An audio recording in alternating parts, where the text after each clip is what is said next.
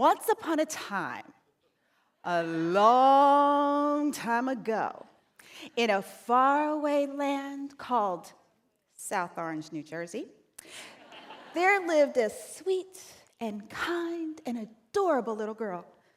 Her name was Valerie. Yeah, I'm talking about me. At the age of 14, I was selected to give my 8th grade graduation speech. But no matter how much I tried to focus on writing that speech, I couldn't. I kept getting distracted, and I would do everything else instead. As an adult, I came to realize that the act of postponing or delaying something is called procrastination. Well, procrastination got the best of me. As a result, on my graduation day, I had no speech. I walked up to that stage and my hands were sweating. My heart beat faster than the normal pace. Fear encompassed me. I was shaking like a leaf. How were words going to exit my mouth when I could barely breathe? Then something wonderful happened. I relaxed, and I found my voice. I began to share with my captive audience all of the wonderful and exciting adventures of my middle school years.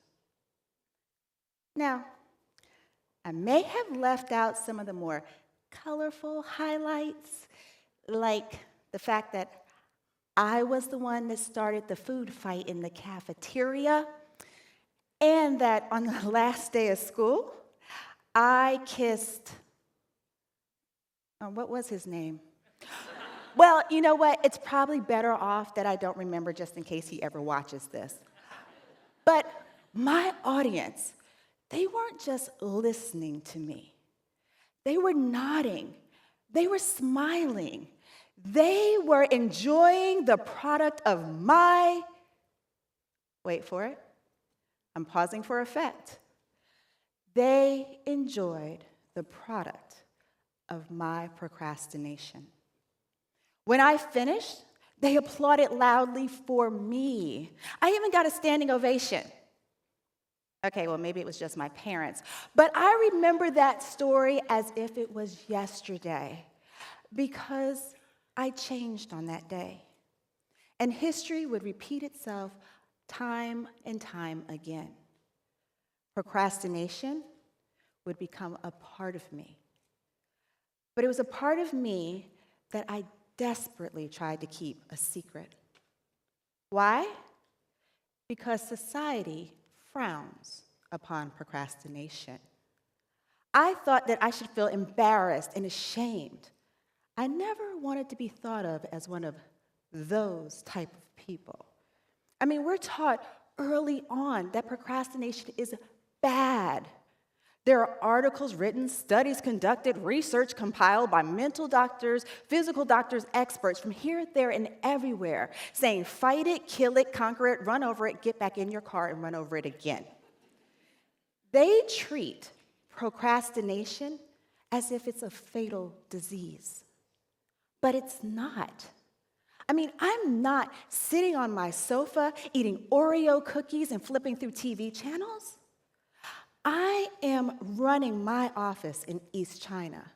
I am raising my 5 children, and I am trying to leave a positive impact on the world that I live in.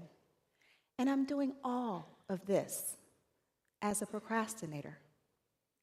More importantly, I'm amazing at it. So I stand before you today, and I'd like to explain to you why you should learn to trust the procrastinators in your life. Maybe not all of them, but at least the ones who deserve your trust. And that may be the person that you see standing in the mirror. But wait, since I'm sharing secrets, let me share another one. I irritate non-procrastinators. One reason I believe that I do this is because we live in a microwavable society. Everybody wants everything right now. I am not a right now type of person. I am more of a put it off to later procrastination princess. But you can trust that the princess in me will get the job done. It may not be on your time or your time or your time, but it will be right on time. I get my inspiration right before the deadline. My juices flow and I become a creative genius. And I'm not the only one. Many creative people throughout history were great procrastinators. One that may surprise you was Leonardo da Vinci. Yes, Leonardo da Vinci was a great procrastinator, yet we love him for his creativity and his brilliance. Now, knowing that Leonardo da Vinci was a great procrastinator may not be the push that you need to start trusting the procrastination princesses and or princes in your life. I get that. I understand. But we are not necessarily the villains in the story. Let me tell you why. I think the basic problem for non-procrastinators and dealing with procrastinators is one word: frustration. We frustrate and we irritate others. In fact, I have a very good friend. His name is Zechariah Henderson. And I irritate and frustrate him all the time. One reason is because Zach is what Professor and author Adam Grant refers to as a procrastinator. And he wrote about this in his article, The 6 Secrets to True Originality. A procrastinator is someone who has a strong impulse to get things done as soon as possible. So for Zach, or Zoom Zoom Zach as I call him, the art of procrastination makes him sick on his stomach. I admire Zach and his very structured and orderly approach to life. But it took Zach some time to learn to trust my unorderly and unstructured and disorderly approach to living. But to his surprise and to his dismay, he did learn to trust this procrastinator. I'm going to share with you how that happened. And at the outcome of this story, I want you to think about how you feel toward this procrastinator. About a year or so ago, I was scheduled to cook on the Shanghai TV show called You Are the Chef. Well, being the great procrastinator that I am, I didn't prepare. So the night before the taping, Zach, who was my deputy at the time, began to panic and get frustrated because I wasn't prepared. So his procrastination came in direct conflict with my procrastination, and I began to doubt my own abilities. I was lying awake in that bed that night. I was unsure, unprepared, anxious, worried. What was I going to do in front of the cameras? The next day, I woke up after little to no sleep. I was irritable, annoyed with myself for not preparing, and a little bit fearful about what was going to unfold on that fair day at that studio. Can you guess what happened? The cameras turned on, and so did I. It was a fantastic experience. So how did I go from a bag of panic to a cool, competent, and confident chef?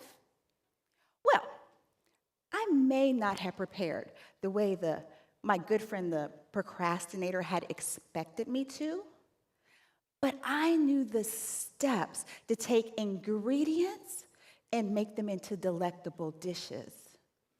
I understood what was at stake, and I knew the deadline.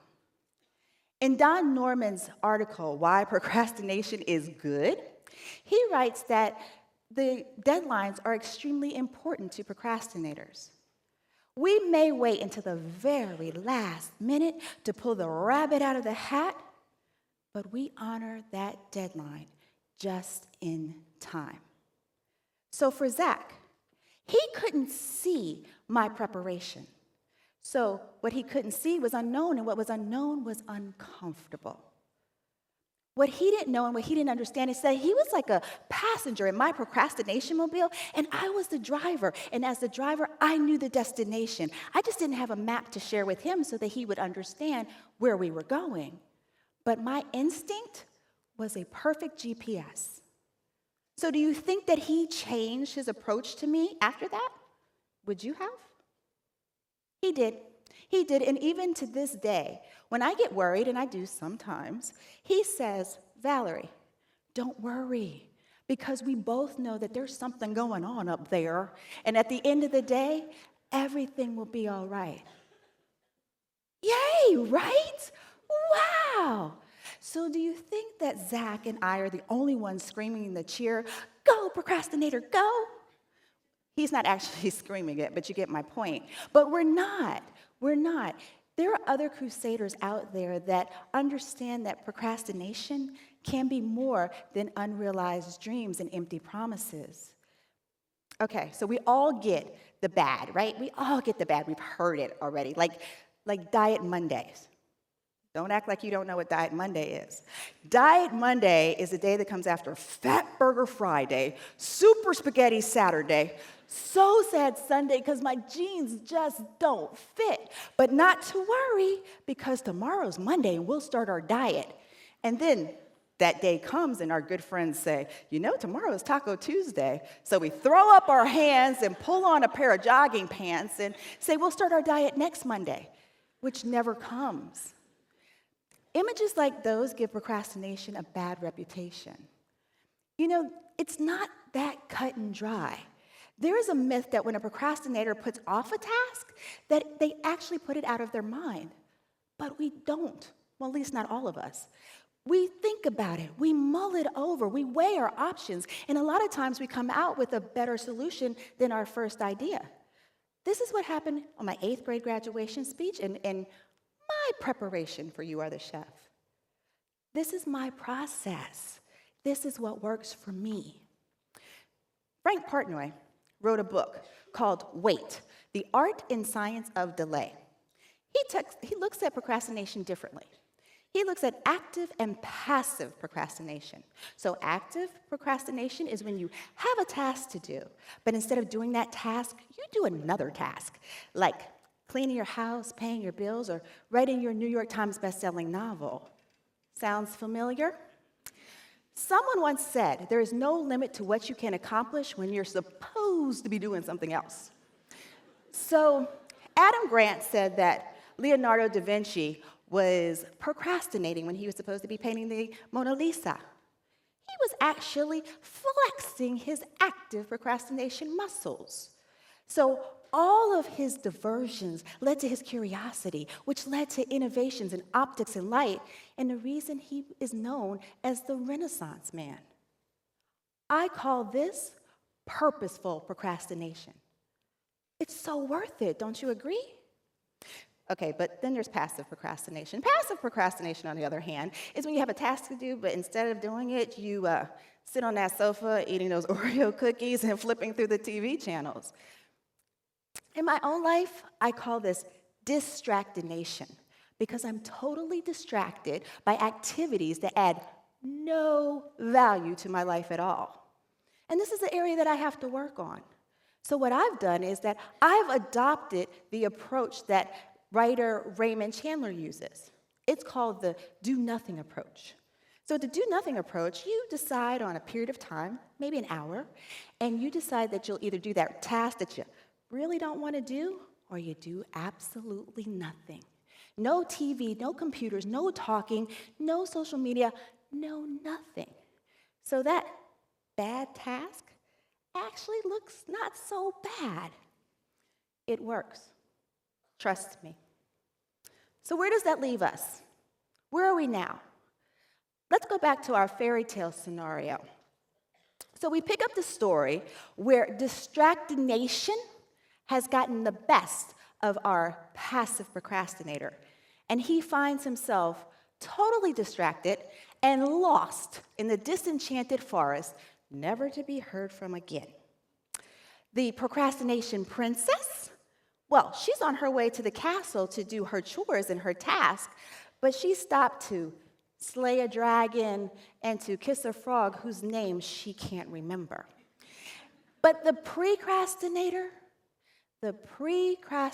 is the hero of our story, because the procrastinator was brave enough to take on the challenge and learn to trust the procrastinator. As a result, we all lived happily ever after.